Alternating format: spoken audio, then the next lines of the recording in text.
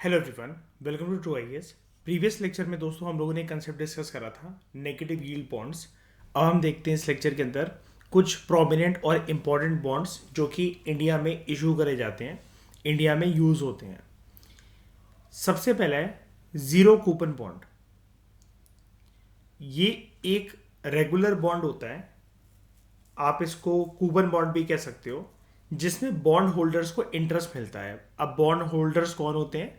आपने एक बॉन्ड लिया है, आपने उसके लिए इस बॉन्ड को पाने के लिए कुछ पैसा जो है वो दिया है, तो आप बॉन्ड होल्डर हो। ठीक है। अब यहाँ पर जो लिखा हुआ है कि it pays interest to the bond holder over the life of the bond. अब over the life of the bond का ये मतलब होता है कि जब तक बॉन्ड क्या नहीं हो रहा है, उसका मेच्योरिटी पीरियड नहीं आ रहा है। जब तक बॉन्ड मैच्योर नहीं हो रहा है, उसका मेच्योरिटी पीरियड नहीं आ रहा है। और उसके बाद जो भी प्रिंसिपल अमाउंट होता है मेच्योरिटी के टाइम पर, वो बॉन्ड होल्डर्स को पे कर दिया जाता है। अब यहाँ पर राइटर अभी तो बोल रहा था ना इट पेज इंटरेस्ट, वो चलो बात ठीक है। रेगुलर बॉन्ड में ऐसा होता है, जो एक रेगुलर बॉन्ड होता है उसमें इंटरेस्ट मिल जाता है, बट ज़ीरो कूपन बॉन्ड जो होता है इट डज नॉट पे इंटरेस्ट। ये बिल्कुल वही चीज़ है कि आपको ये जो बॉन्ड है, ये लिखा हुआ है कि ये आपको, इसके ऊपर लिखा हुआ है कि ये 1,000 रुपये का है, लेकिन जब ये आपको दिया गया था तो दिया गया 900 रुपये का। इसको हम लोग क्या बोलते हैं? आपको फेस वैल्यू से कम पर मिला है ना, कूपन रेट बोल सकते हैं हम इसको। बताओ, आपको फेस वैल्यू से कम पे मिला ना। मैच्योरिटी के बाद जब आप इसको बेचने जाओगे, तब आपसे सामने वाला इसको कितने में खरीद लेगा? पूरे पूरे 1,000 रुपये में। ठीक है, जो कि उसकी फेस वैल्यू थी। आपका प्रॉफिट कितना हुआ? 100 रुपीज़, है ना। 900 में आपने खरीदा था, 1,000 उसकी फेस वैल्यू थी। मैच्योरिटी के बाद जब आप बेचने गए, सामने वाले ने 1,000 रुपये का ही उसको खरीदा, प्रॉफिट आपको कितने का हुआ? 100 रुपये का। तो जीरो कूपन बॉन्ड में कोई आपको ब्याज नहीं मिलता है। जो फेस वैल्यू होती है बॉन्ड की, it is received by the bond holders after it reaches its maturity. यानी कि यहां पर जो आपका कूपन रेट था, उसको बेचने के बाद फेस वैल्यू में जो आपने उसको बेचा, वही आपका प्रॉफिट है ना। कूपन मतलब एक आपका डिस्काउंट होता है ना, कि आपको फेस वैल्यू से कम पे कोई चीज मिलती है, उसके बाद वो आपको क्या हुआ, मैच्योरिटी के बाद सामने वाली पार्टी ने उसको फेस वैल्यू पे उसको खरीद दिया उसको। ठीक है, कोई दिक्कत यहां तक?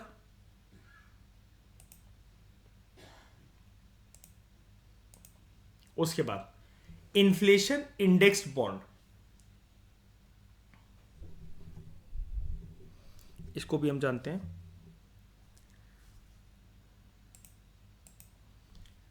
इन्फ्लेशन इंडेक्स बॉन्ड्स, जिनको आईआईबी कहा जाता है,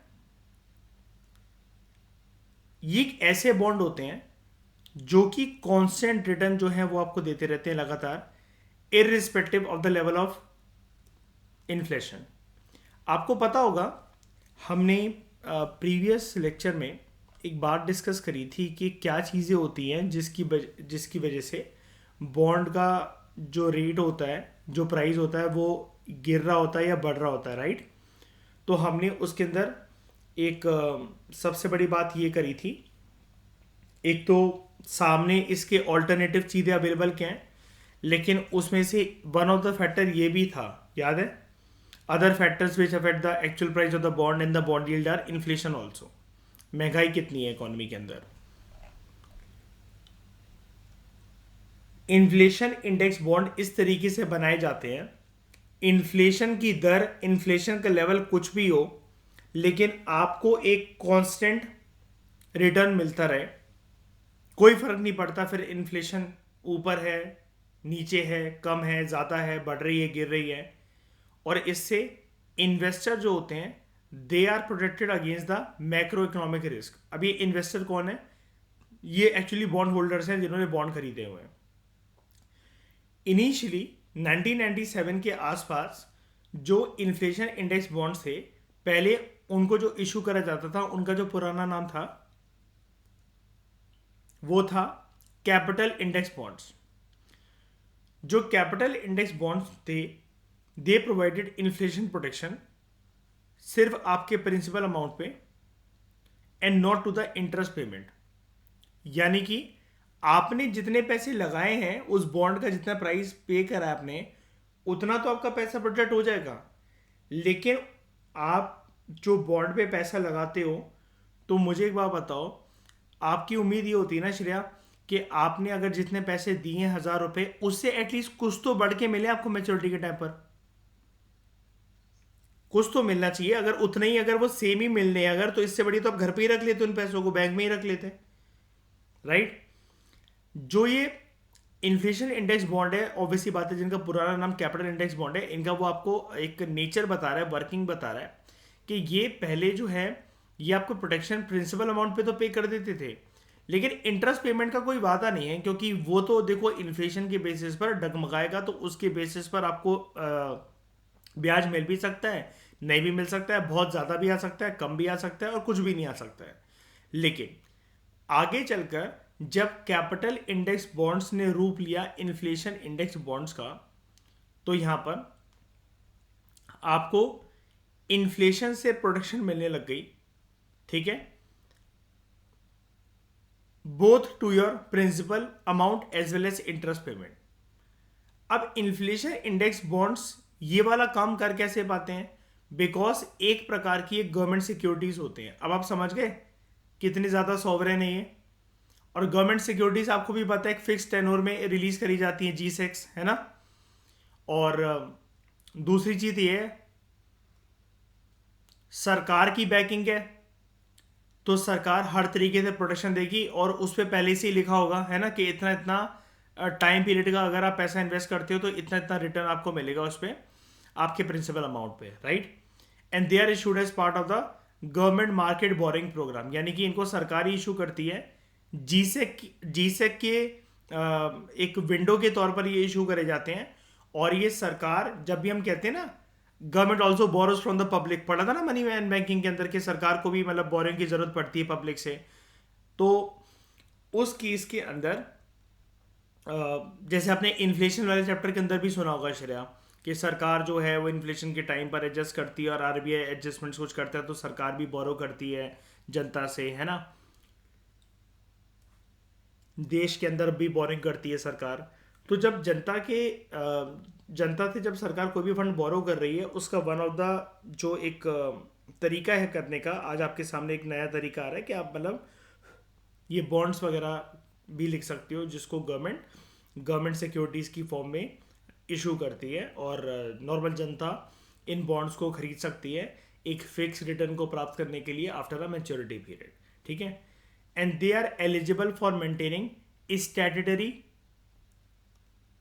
लिक्विडिटी रेशियो बाय बैंक्स। अभी स्टैट्यूटरी लिक्विडिटी रेशियो के अंतर्गत बैंक्स को अपना पैसा कहां पार्क करना होता है? खुद के पास के RBI के पास?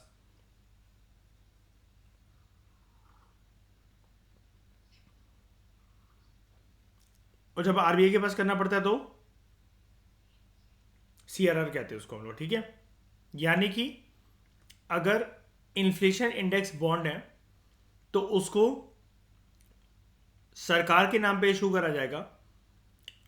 बैंकों ने अगर उनको खरीद रखा है, बैंक उनको SLR की तरह मेंटेन कर सकती है क्या? बिल्कुल। ये वाला पॉइंट बहुत इंपॉर्टेंट है प्रिलिम्स के पर्सपेक्टिव से।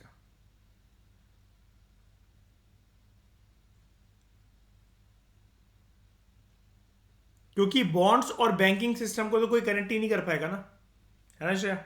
जेड, ठीक है। फिर बात करते हैं हम लोग हाँ, पब्लिकली तो है ही। देखो बॉन्ड तो देखो मेजरली पब्लिकली ही इशू करे जाते हैं। पता है क्यों? यार जनता कुछ भी खरीदे, सरकार कोई भी चीज़ रिलीज कर रही है, जनता कुछ भी खरीदे, जितना पैसा जनता से आ सकता है ना, थोड़ा थोड़ा थोड़ा करके, उतना किसी से नहीं आ सकता। और ऊपर से बात कि सरकार को पता होता है भाई इतने टाइम में हमारा काम कंप्लीट होकर हमारे पास रेवेन्यू आने लग जाएगा। जो जनता है उस पर लिखा तो हुआ है कि इतना इतना मेच्योरिटी पीरियड है, तो उसके अंदर जनता को पेशेंस दिखाना पड़ेगा और हम उसको फिक्स रिटर्न मतलब एक इतना इतना दे देंगे। इसमें क्या होता है, दोनों पार्टीज का एक भरोसा है कि कोई खून पीने बीच में नहीं आएगा। जनता और जनता को भरोसा ये है कि सरकार है तो सरकार भागेगी नहीं, तो जनता भी बिल्कुल रिलैक्स मोड से इन बॉन्ड को खरीद सकती है ऐसे।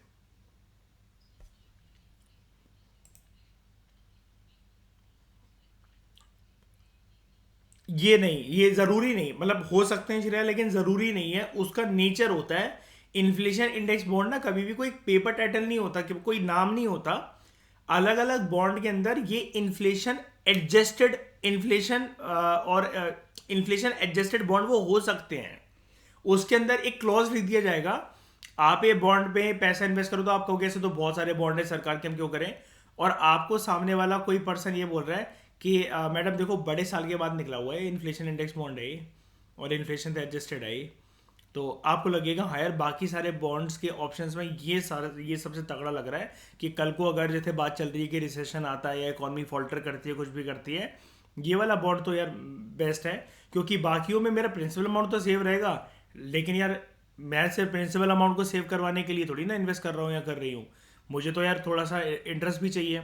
यहाँ पर आपको क्या है कि यहाँ पर आपको इंटरेस्ट ये मिलेगा ही मिलेगा। ठीक है, यानी कि और बॉन्ड्स के कंपैरिजन में ऑब्वियस ही बात है, आप सोच के देखो, as a customer, as a consumer, है ना, एज अ सिटीजन, हम इस बॉन्ड में पैसा डालना ज़्यादा प्रेफर नहीं करेंगे। बिल्कुल। अब ना आप जैसे गुरुग्राम में रह रहे हो श्रेया, और आप लोग जैसे ठकुराइन इधर उधर रहते होगे, तो ये आपकी अर्बन लोकल बॉडीज़ जो है, म्यूनसिपैलिटीज़ जो है, कूड़े वूड़े वाली गाड़ी जो है ये चलाती होंगी सुबह सुबह, है ना, कि जब कूड़े वाले भैया आ गए गाना बजता होगा, और एक ग्रामीण सेवा टाइप वो कूड़े वाली आती होगी, है ना। या फिर आपने सड़क पे देखा होगा एक लेडी या कोई एक मेल फीमेल है, वो झाड़ू लगाते हैं सुबह सुबह, है ना।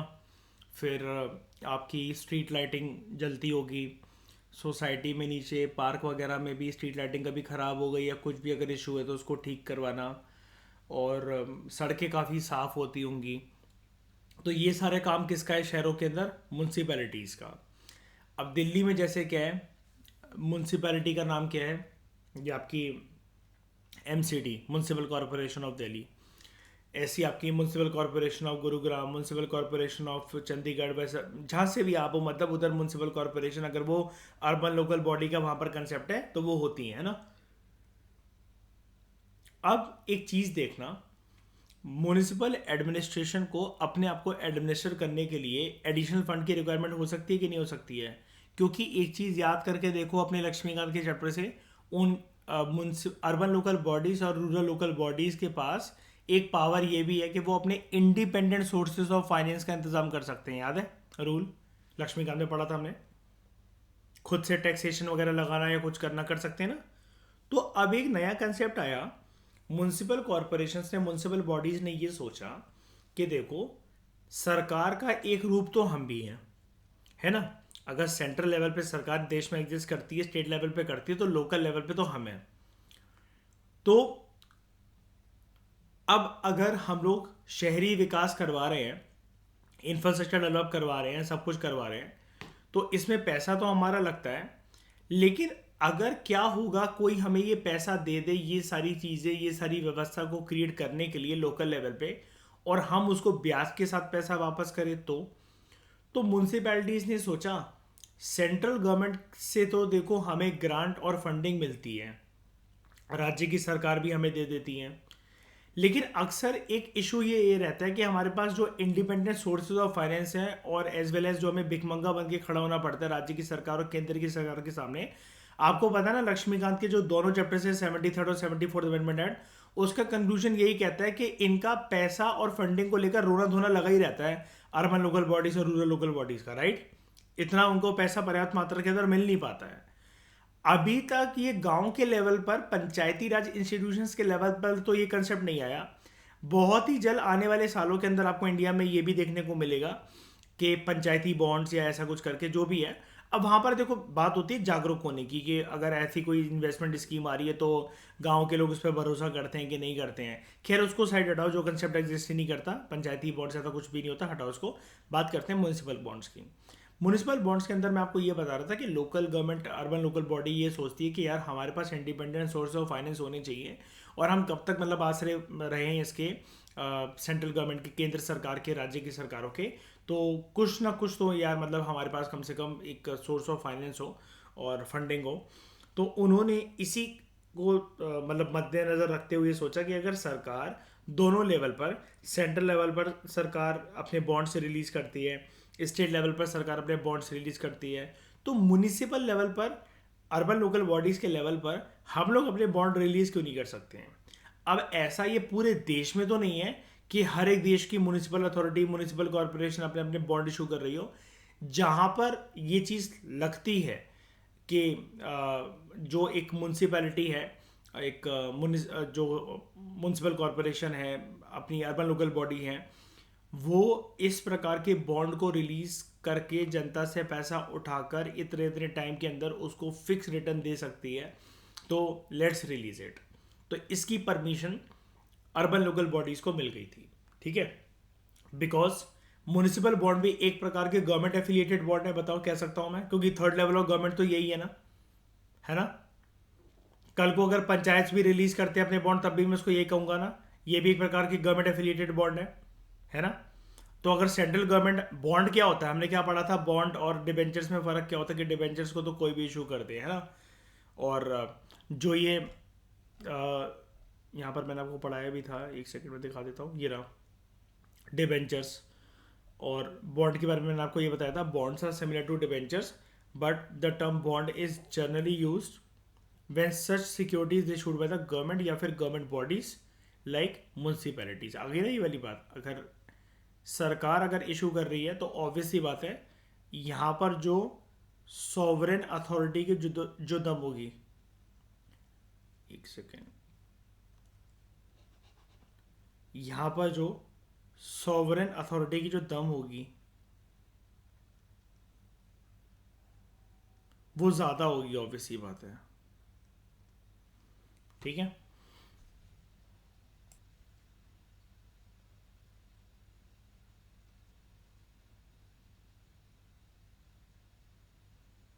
एक वजन आ जाएगा ना अगर ऐसी कोई बॉडी अगर रिलीज कर रही है बॉन्ड तो, राइट, ठीक है। वापस आओ यहाँ पे। अब म्युनिसिपल बॉन्ड का कंटेक्स्ट समझ में आ गया आप लोगों को।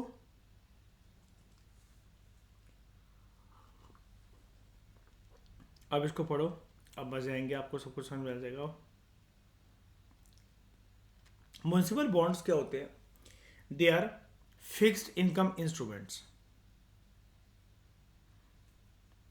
डेट इज, ये ऐसी डेट सिक्योरिटीज होती हैं। अब डेट सिक्योरिटीज को इनको म्यूनसिपैलिटीज ने इशू ही क्यों करा होगा, अपने डेट को कम करने के लिए, है ना।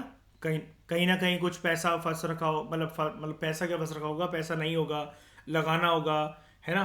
और कुछ ना कुछ डेवलपमेंट स्कीम्स और कुछ इंडिपेंडेंट सोर्स ऑफ फाइनेंस को, इंडिपेंडेंट सोर्स ऑफ रेवेन्यू को फाइनेंस करना होगा, जो भी चीज़ें हैं, तो ये डेट सिक्योरिटीज हैं। अब इस डेट को फुलफिल करने के लिए पैसा किससे लिया जा रहा है, पब्लिक से।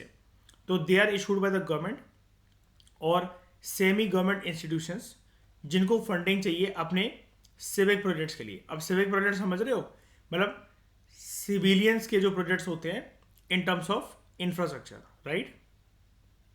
और मैं इसको ऐसा बोल सकता हूं,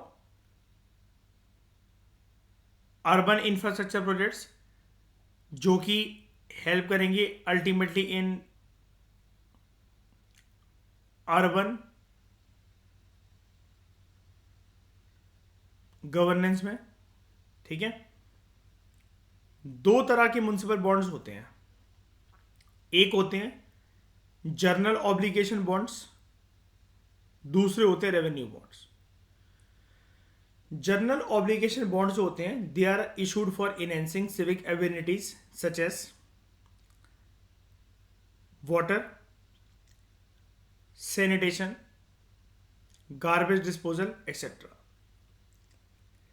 आपकी सोसाइटी में जहां पर आप श्रेया भी रह रहे हो, इस पूरी सोसाइटी में एक मेन गेट होगा, है ना? और सारे के सारे जिन लोगों के मकान बन रखे हैं, उन मकान मालिकों को साल में एक सिक्योरिटी देनी पड़ती होगी, है ना? और उस पूरी सोसाइटी का एक प्रेसिडेंट भी होगा, और वहां पर एक जनरल मीटिंग्स होती होंगी, पूरी एक बॉडी होगी, है ना? रेसिडेंट्स वेलफेयर एसोसिएशन की, RWA की। पानी और एक पूरी सोसाइटी में बहुत बड़ी सी या बहुत सारी बहुत बड़ी बड़ी उसकी नेचर की पानी की टंकियां भी होंगी, ठीक है? कोई भी अगर दिक्कत होती है कल को, लिफ्ट भी लगी होगी,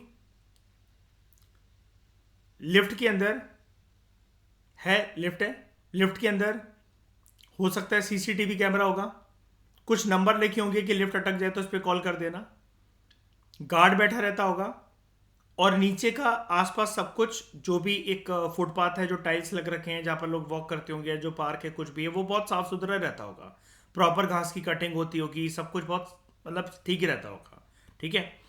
डॉग्स वगैरह नहीं आने देते होंगे गार्ड वगैरह, या जो भी है, पूरा मतलब अच्छे से वेल मैनेज सिस्टम चल रहा है।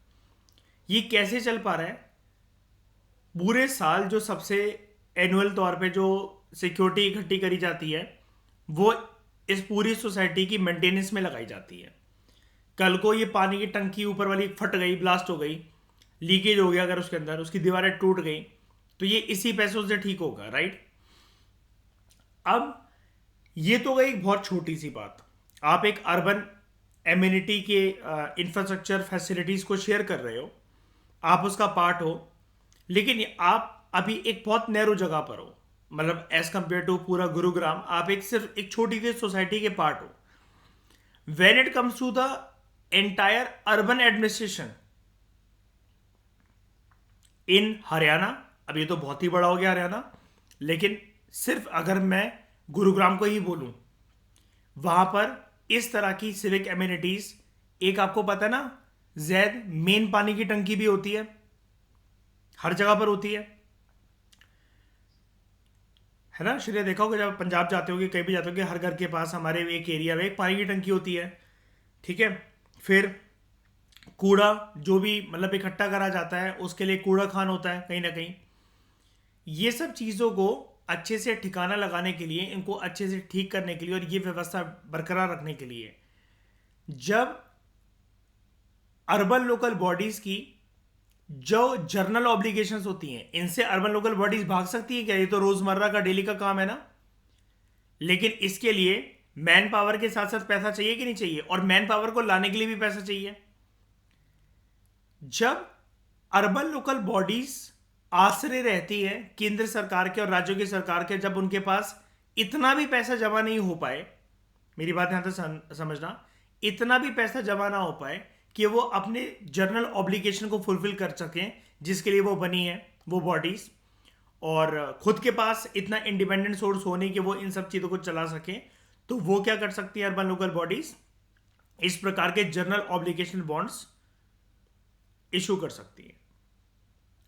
उसके बाद ये तो गए रोजमर्रा के छोटे छोटे काम। Revenue bonds, they are issued for specific purpose such as construction of a toll road और टोल ब्रिज। मुझे जनरली बता दो, ऐसा कोई रूल नहीं होता है, कोई रूल नहीं होता है जो मैं बोलने जा रहा हूं, लेकिन जनरली फिर भी आपको क्या लगता है, आप बता दो, शॉर्ट ड्यूरेशन के बॉन्ड्स एक्सपायरी वाले इनमें से मैच्योरिटी वाले कौन से होंगे, और लॉन्ग टर्म की मैच्योरिटी वाले कौन से होंगे? जनरल ऑब्लिगेशन के रेवेन्यू बताओ, दोनों के बारे में बताओ। Revenue bond generally longer duration के होंगे, क्यों होंगे? Construction of a toll road या फिर टोल ब्रिज, है ना, टाइम तो लगेगा। और वाटर सैनिटेशन गार्बेज डिस्पोजल वाली जो फैसिलिटीज हैं वो जल्दी हो जाएगी। तो मुझे एक बात बताओ, अगर जो मैं ये बॉन्ड खरीदूं, जब मुझे इंतजार ज्यादा अगर रेवेन्यू बॉन्ड में करना पड़े, तो इन दोनों प्रकार के बॉन्ड में से मुझे ज्यादा इंटरेस्ट किस में मिलेगा, ज्यादा रिटर्न किस में मिलेंगे? लॉन्ग टर्म वाले रेवेन्यू बॉन्ड में। बस मुझे यहां पर क्या दिखाना है अपना, इनको खरीदने के बाद पेशेंस, ठीक है? होल्डिंग पीरियड क्योंकि थोड़ा सा लंबा हो सकता है, राइट? इन बॉन्ड्स को खरीदने का फायदा क्या है? सबसे बड़ी मेंटल सेटिस्फेक्शन मुझे क्या है? सबसे बड़ी,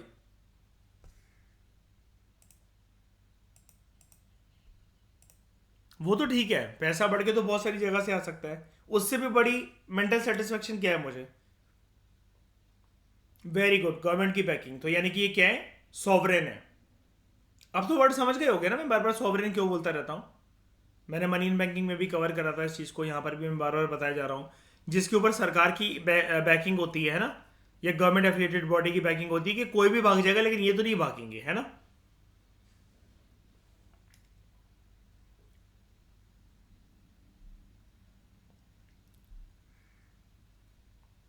उसके बाद म्युनिसिपल बॉन्ड्स कोई नया कंसेप्ट नहीं है, ये मार्केट में 1997 से हैं। शायद सुना है इसको बचपन से।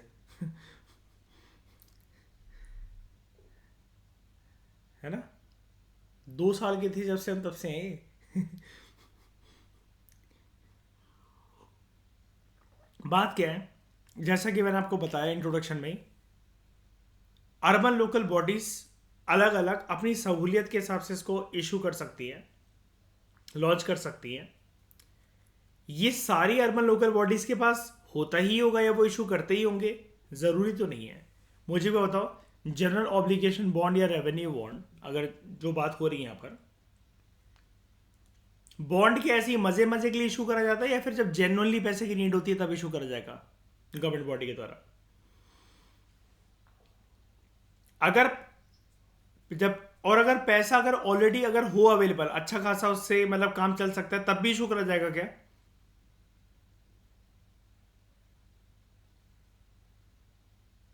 नहीं यार, फिर क्या जरूरत क्या है? एक बार बताओ, आपकी जेब से तो फिर एक्स्ट्रा जा रहा है ना इंटरेस्ट वगैरह को लगा के, उतना फिर ये अर्बन लोकल बॉडीज या गवर्नमेंट जो है वो कहीं और इन्वेस्ट ना करते अपने पैसे को, राइट?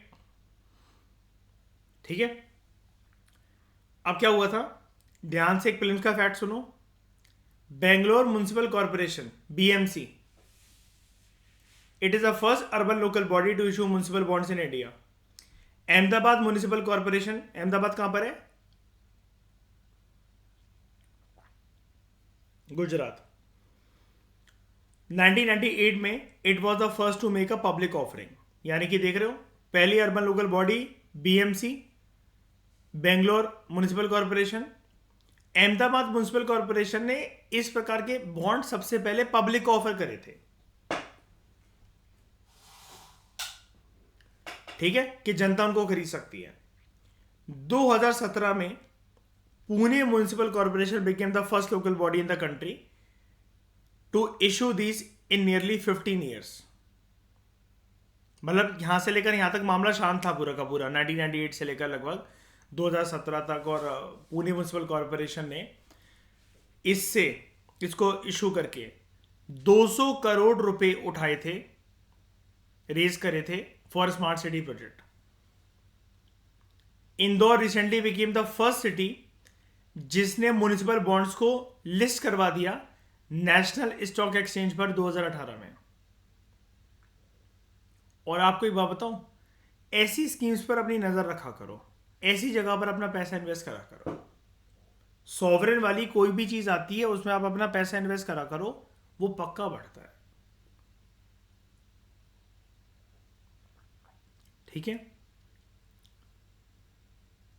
अब नेशनल स्टॉक एक्सचेंज में अगर ये लिस्ट होने लगा है, यहां पर ऐसा मत समझना कि इसकी शेयरिंग इसकी सॉरी इसके शेयर्स आने लगेंगी, इसकी ट्रेडिंग होने लगेगी।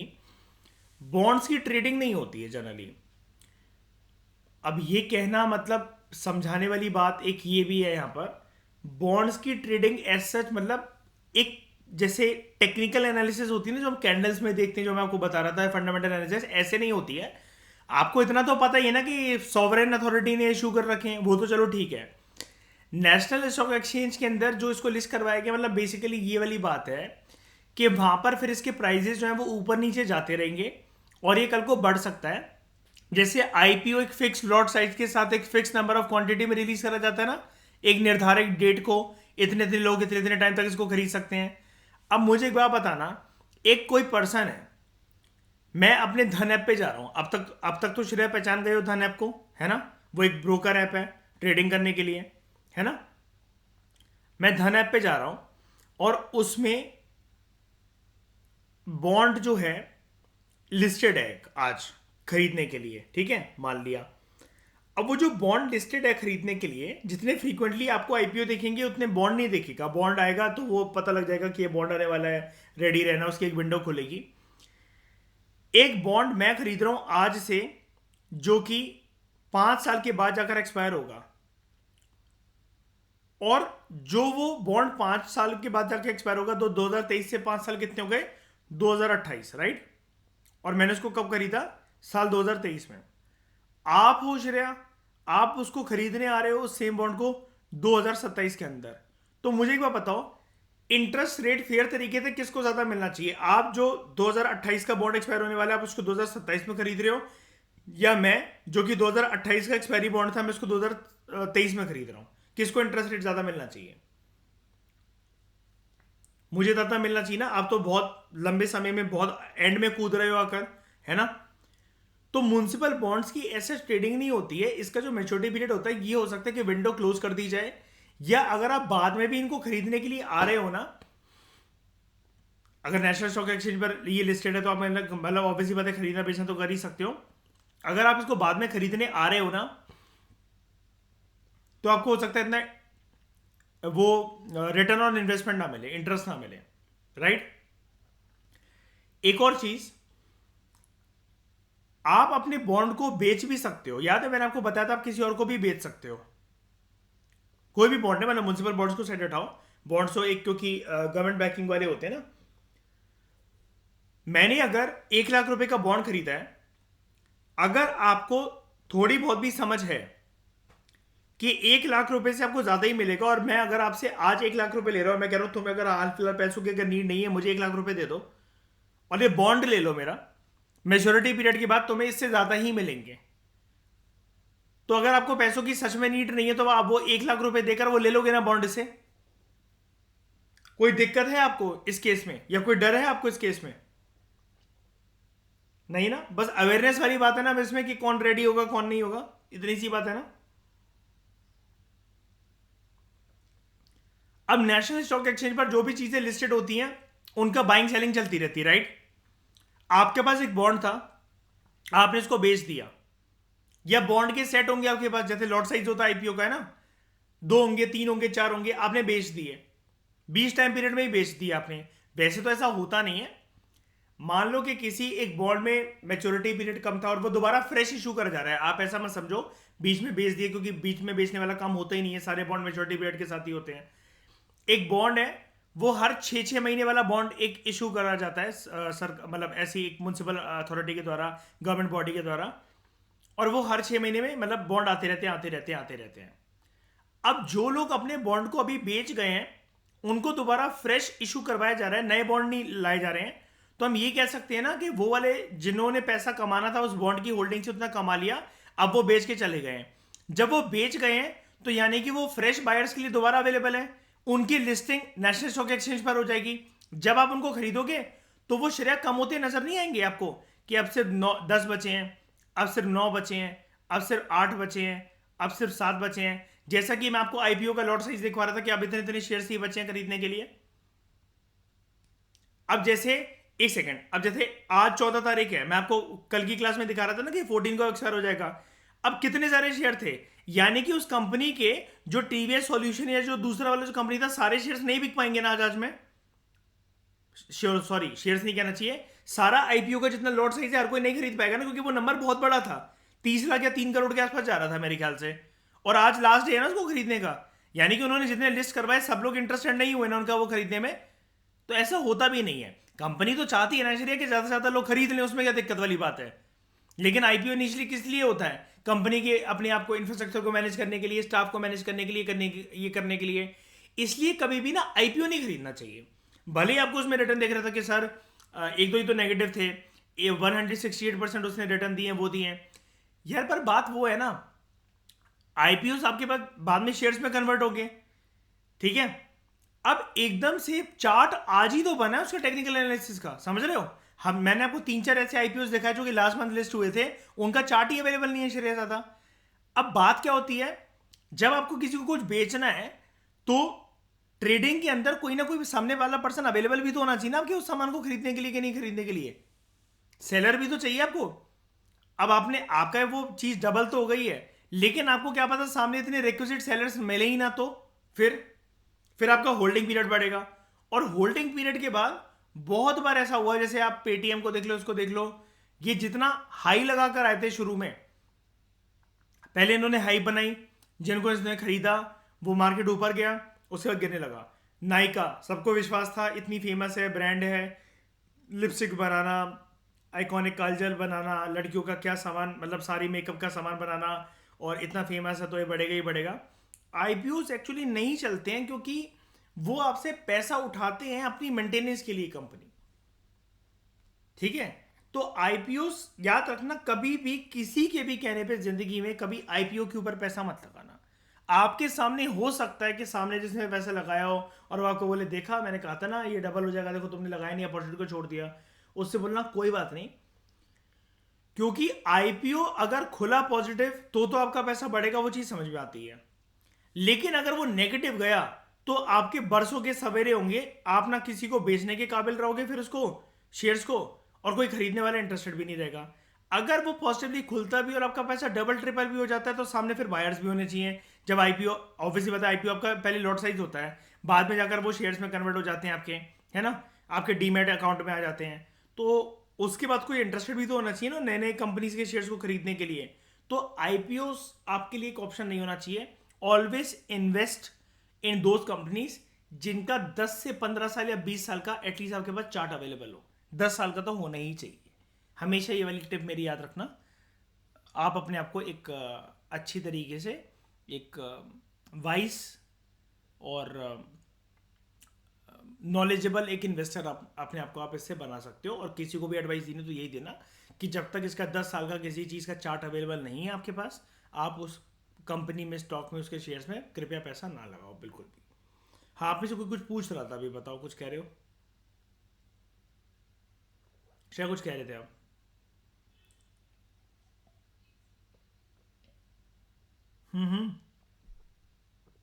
मेरा डीमैट का कोड याद है, वो मैं कॉपी पेस्ट करके किसी और के, आपके अकाउंट में, आपके डीमैट के अकाउंट में मैं भेज सकता हूँ अपना बॉन्ड। मुझे कुछ बस ऑनलाइन कुछ पेपर साइन करने पड़ते हैं उसके लिए, वो मतलब वो मेरा एक्सचेंज ही कम करवा देगा वो मेरा, अगर एनएससी के अंदर वो लिस्टेड है। और अगर एनएससी के अंदर लिस्टेड नहीं है पेपर, तो फिर कहीं ना कहीं से तो पेपर टाइटल में लेकर आया होगा ना, ठीक है। तो वो आप मेरे को पेपर दे देना, मुझसे पैसे ले जाओ, जब मेरे को भी जरूरत नहीं है और जब बॉन्ड एक्सपायर होगा तब वो आप मेरे नाम पे हो गया।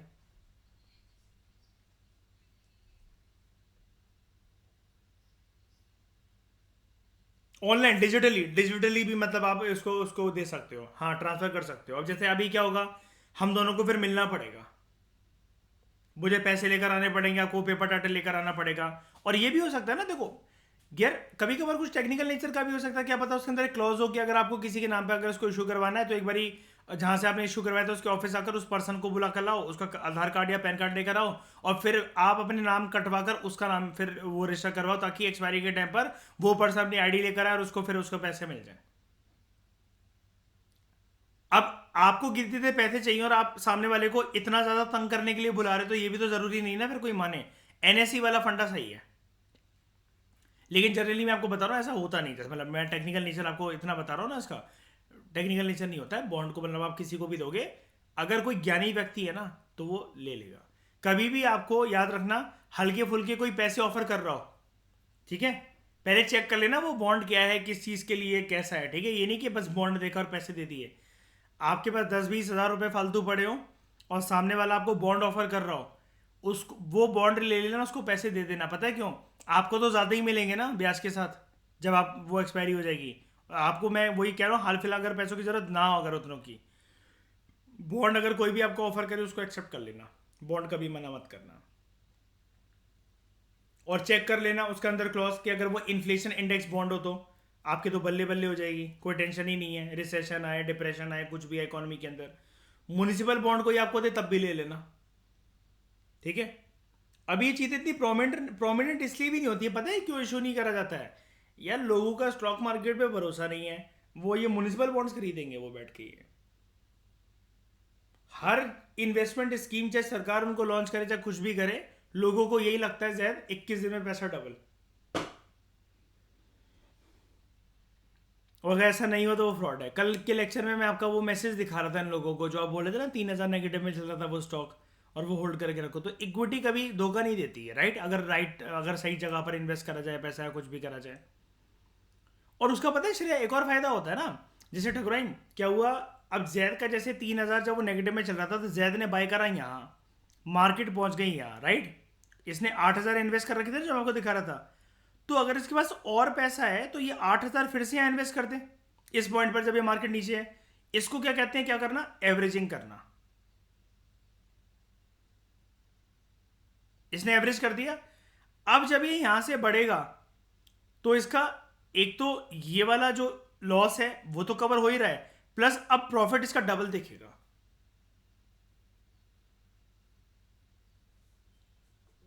ठीक है,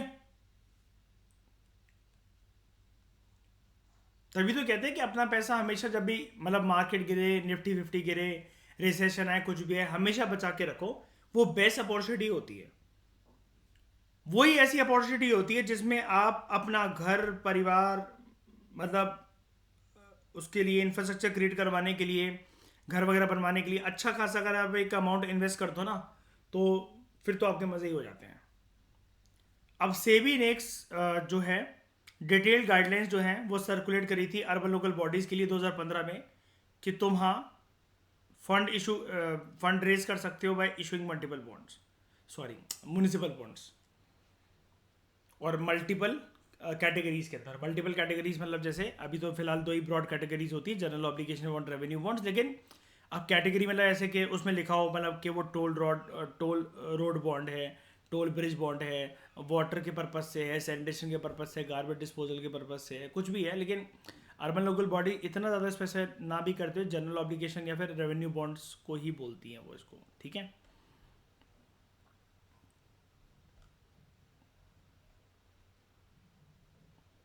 अब हम बात करते हैं एलिजिबिलिटी फॉर इशू।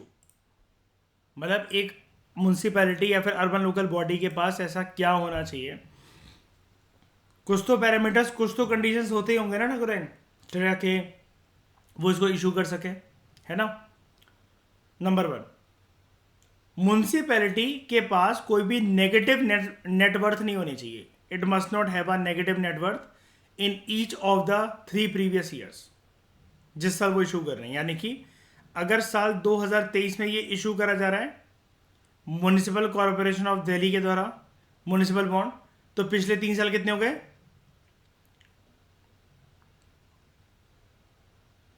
2020 तक कोई भी नेगेटिव नेटवर्थ नहीं होनी चाहिए इनकी। जो इशूअर है वो कौन है? Municipal corporation. They should get the bonds rated by credit rating agencies, और उसमें कैसी रेटिंग्स होंगी? AAA+++, है ना, AA+, है ना, D नेगेटिव, जो भी होता होगा मतलब क्राइटेरिया, मतलब उसके बाद वो हो मतलब रेटिंग हो, ताकि लोग ये भी देख सकें कि अलग अलग जो एरियाज के अंदर ये बॉन्ड्स इशू जो करे जा रहे हैं म्यूनिसिपल कॉरपोरेशंस के द्वारा, वहां पर पैसा वापस आने की उम्मीद कितनी है। जल्दी आ तो जाएगा ही देखो, लेकिन क्रेडिट रेटिंग एजेंसी से क्या मिल जाएगा? एक वजन मिल जाएगा। सॉवरेन तो देखो ये भी है। अब बात वो है ना कि पैसा आप कहीं पर भी इन्वेस्ट करो, डूबने की आशंका तो हर जगह पर है। मैंने आपको क्या बताया, बैंक के अंदर एफडी भी करवा रहे हो, बैंक ही डूब गया तो घंटा बचेगी आपकी एफडी। आरबीआई भी फिर देता है पैसा आपको, लेकिन आपने 1 करोड़ की एफडी करवाई हुई है, बैंक की दिवालिया घोषित हो गया, आपको क्या लगता है आरबीआई पूरे 1 करोड़ रुपए वापस कर देगा आपको क्या? और वो भी एक बार में तो करेगा भी नहीं। अगर चलो कर भी रहा होगा तो फिर वो ऐसा कर देता है, फिर वो आपको पता नहीं था येस बैंक डूबा था तो फिर बोला गया था महीने महीने में 1-1 लाख रुपए वापस होंगे, सबको धीरे धीरे करके होंगे। तो यहां पर जो है अगर आप क्रेडिट रेटिंग एजेंसी से अगर आप वो करवा लेते हो, इनको रेटिंग्स दिलवा लेते हो, तो और वजन आ जाता है फिर। ओके, उसके बाद there should be no default in any kind of loan in the past 1 year. मतलब म्यूनिसिपल कॉरपोरेशन ने जो भी लोन ले रखा हो वो डिफॉल्टर नहीं होनी चाहिए पास्ट 1 ईयर में, and it must maintain full collateral और asset cover to repay the principal amount. और जिससे जिस भी बैंक से जिस भी इंस्टीट्यूशन से उन्होंने पैसा उठा रखा हो, देश में जिस भी बॉडी से, वहां पर अपना जितना पैसा उठाया था उतने ही अमाउंट का कोलेट्रल, उतनी अमाउंट की सिक्योरिटी एक रख रखी हो, एसेट रख रखा हो कि कल को अगर पैसा वो रीपे नहीं कर पाए तो वो फाइनेंशियल इंस्टीट्यूशन उनके उस कोलेट्रल को बेचकर उस पैसे की रिकवरी कर सके, और पूरी पूरी विदाउट एनी कॉम्प्रोमाइज 100% रिकवरी हो सके। तो यानी कि वो डिफॉल्टर किसी भी चीज में नहीं होना चाहिए, और लोन अगर ले रखा हो तो सिक्योरिटी दे रखी हो, ये चीज को प्रूव करना पड़ेगा। अब मुझे वो बताओ, ये कंडीशंस ये बता रही है ना कि वो म्युनिसिपल कॉर्पोरेशन बहुत टिप टॉप बिल्कुल क्लीन बॉडी होनी चाहिए, वो तभी वो इशू कर पाएंगे ऐसे म्युनिसिपल बॉन्ड्स को, राइट? अब समझ गए कि 1997 से लेकर अभी तक सिर्फ लिमिटेड म्युनिसिपल बॉडीज ने ही, म्युनिसिपल कॉर्पोरेशन ने क्यों ऐसे म्युनिसिपल बॉन्ड्स निकालने हैं? सबकी क्योंकि औकात नहीं है। म्युनिसिपल कॉर्पोरेशंस बहुत सफर करते हैं फंडिंग वंडिंग के चक्कर में, पता होगा अगर आपको, तो अपने अपने एरियाज के अगर म्युनिसिपल कॉर्पोरेशन को जानते हो अगर आप, तो बहुत सफर करते हैं फंडिंग वंडिंग की चक्कर का। तो देखो सब में ही रहता है, लेकिन अपना खुद का चलाना, खर्चा वगैरह वो करना, और फिर बात ये है ना कि वापस करना है पैसा यहाँ पर, ठीक है? उसके बाद फॉर रेवेन्यू बॉन्ड, अब रेवेन्यू बॉन्ड कौन से थे?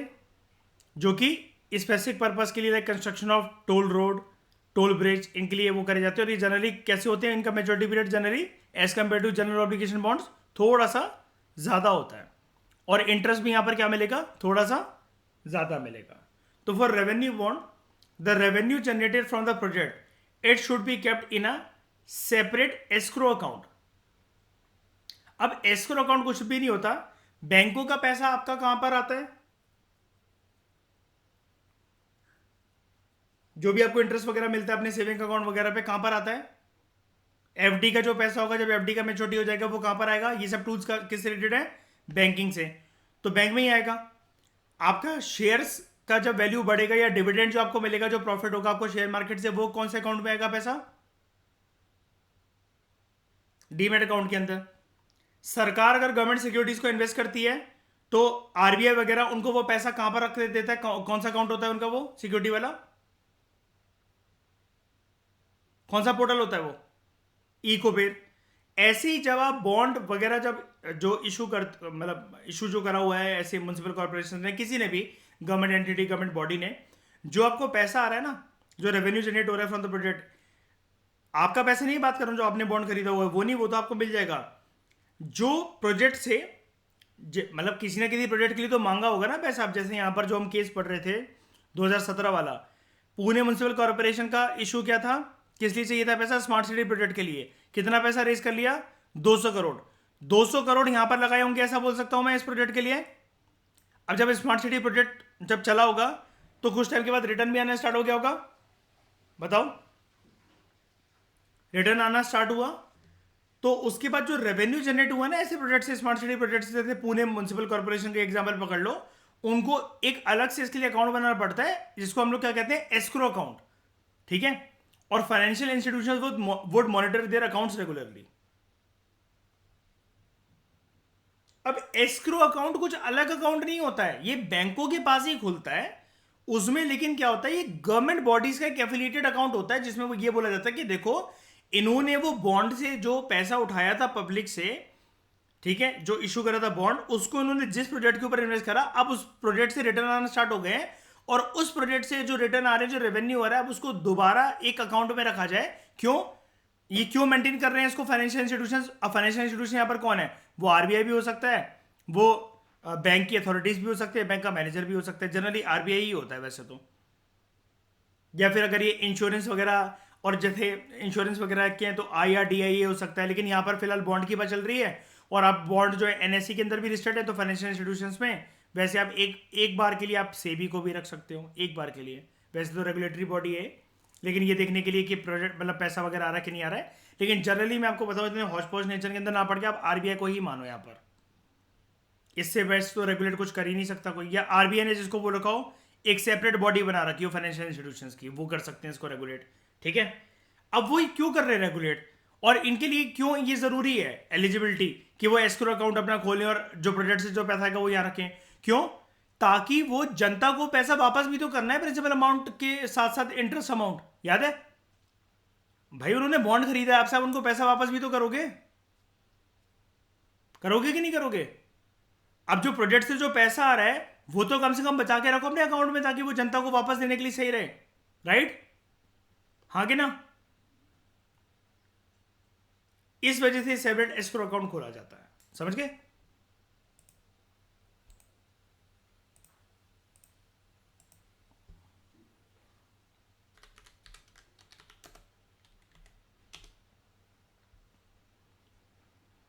तो एस्क्रो अकाउंट एक टेम्पररी लीगल अरेंजमेंट होता है बिटवीन टू ट्रांजैक्टिंग पार्टीज, और third party holds a financial payment. अब थर्ड पार्टी यहां पर कौन है? फाइनेंशियल इंस्टीट्यूशंस, वो रेगुलरली मॉनिटर कर रहे हैं ना इस चीज को, ठीक है? ताकि थर्ड पार्टी इंश्योर कर सके कि एस्क्रो, और जो एस्क्रो अकाउंट खोला जाता है वो ये कोशिश कर सकें, वो निगरानी रख सकते हैं that risk of non payment should get reduce, ठीक है? अब यहां पर फाइनेंशियल इंस्टीट्यूशन लाइक आरबीआई क्या काम करेंगे कि municipal bodies, urban local bodies ने जो भी प्रोजेक्ट जो लॉन्च कर रखा है उससे जो भी पैसा आ रहा है वो उसको अकाउंट के अंदर डिपॉजिट करवाते चलो। कब तक डिपॉजिट करवाना है? जब तक जितने बॉन्ड जो इशू करे गए थे जिस रेट के, वो प्लस उसका जो ब्याज देना है जनता को वापस, उतना पैसा जब तक इसके अंदर इकट्ठा ना हो जाए। तो ये यानी कि हम कह सकते हैं फिर जनता उसके बाद फ्री हो जाएगी पूरा का पूरा, है ना? और उसके बियॉन्ड जो पैसा आएगा वो किसका होगा? इन्हीं अर्बन लोकल बॉडीज का, राइट? मेरी बात समझ में आ रही है? 200 करोड़ के साथ ब्याज लगकर 250 करोड़ टोटल जनता को जाना है, मान लो ऊपर वाले केस के अंदर ये 200 करोड़ उठाए गए थे ना, टोटल 250 करोड़ जाना है जनता को, मान लो, या 210 करोड़ 220 करोड़ जो भी है, 250 करोड़ मान लो आप जाना है, ठीक है? 250 करोड़ के बाद जो भी पैसा आया वो पीएमसी का ना, पुणे म्युनिसिपल कॉर्पोरेशन का,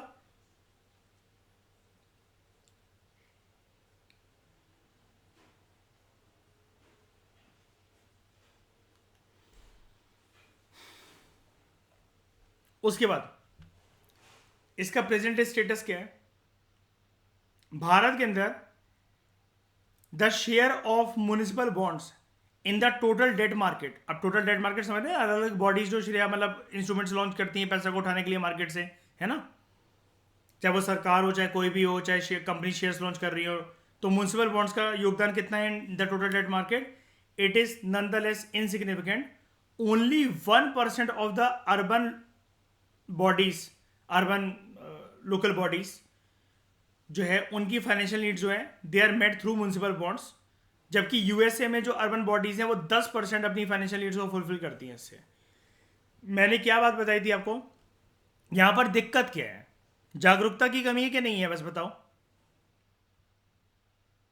है ना?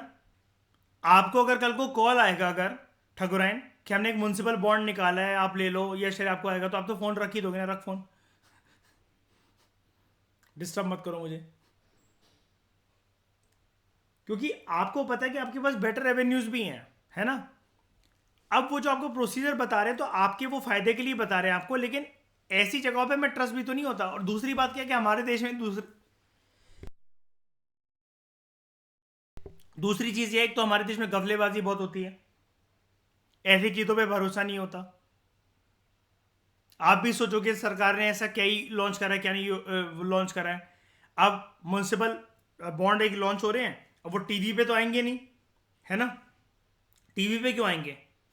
तो आपको क्या लगता है कि ऐसी कोई स्कीम या योजना होगी सरकार की, अगर निकाली होती तो हमें नहीं पता होता क्या? और सरकार इतनी अच्छी है कि पैसे को इन्वेस्ट करके पैसे को वापस दे। अब सामने जो अथॉरिटीज जो समझाने वाली हैं वो भी आपको प्रॉपर तरीके से नहीं समझा पाती हैं, और ये बॉन्ड शेयर्स या पैसा इन्वेस्ट करने के नाम पर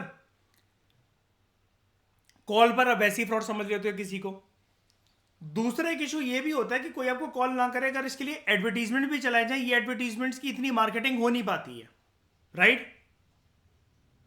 पुणे म्युनिसिपल कॉर्पोरेशन अगर एमपी वालों के लिए, पंजाब वालों के लिए, दिल्ली वालों के लिए, हिमाचल वालों के लिए अगर अपॉर्चुनिटी खोल भी दे कि चलो वो भी इन्वेस्ट कर सकते हैं अपना पैसा, तो श्रेया हमें कौन बता रहा है कि पीएमसी ने ऐसा बॉन्ड निकाला है? तीसरी दिक्कत यह है कि हमें श्रेया ये भी तो भरोसा मिलना चाहिए कि सब कुछ डिजिटली हो जाएगा, लाइक स्टॉक्स की तरह, मुझे कहीं जाना नहीं पड़ेगा।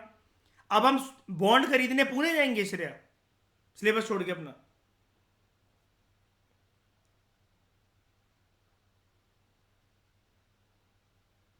ये चीजें, ये कुछ मेजर इशूज हैं जो कि मैंने आपको एक्स्ट्रा बताया, ठीक है?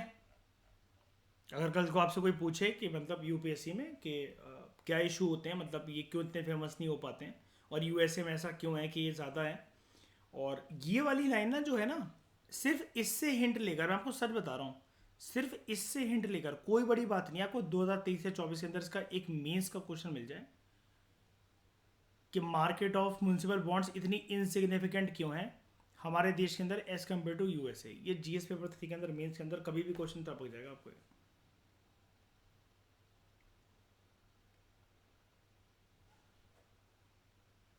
This is because municipal bonds in the debt market have poor ratings, एक तो ये भी बात है। आरबीआई ने 2019 में कुछ नॉर्म्स भी इशू करे थे फॉरेन पोर्टफोलियो इन्वेस्टर्स के लिए कि तुम चाहो तो तुम भी म्यूनसिपल बॉन्ड्स में इन्वेस्ट कर सकते हो अंडर प्रिस्क्राइब लिमिट्स, ताकि जो एक्सेस है नॉन रेजिडेंट इन्वेस्टर्स का भारतीय डेट मार्केट के अंदर, डेट इंस्ट्रूमेंट्स मार्केट के अंदर, सिक्योरिटीज मार्केट के अंदर, बॉन्ड मार्केट के अंदर, वो बढ़े। तो नए रूल्स के अनुसार municipal bonds will now be offered only to financial institutions, not only to financial institutions but also to public.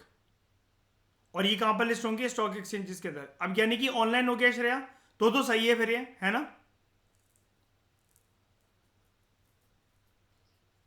अब तो कहीं नहीं जाना हमें, बस एक मेजर लिमिटेशन को क्या दूर करने की जरूरत है कि इसकी जो खबर है, जो न्यूज है, वो ज्यादा से ज्यादा स्प्रेड करवाओ, राइट?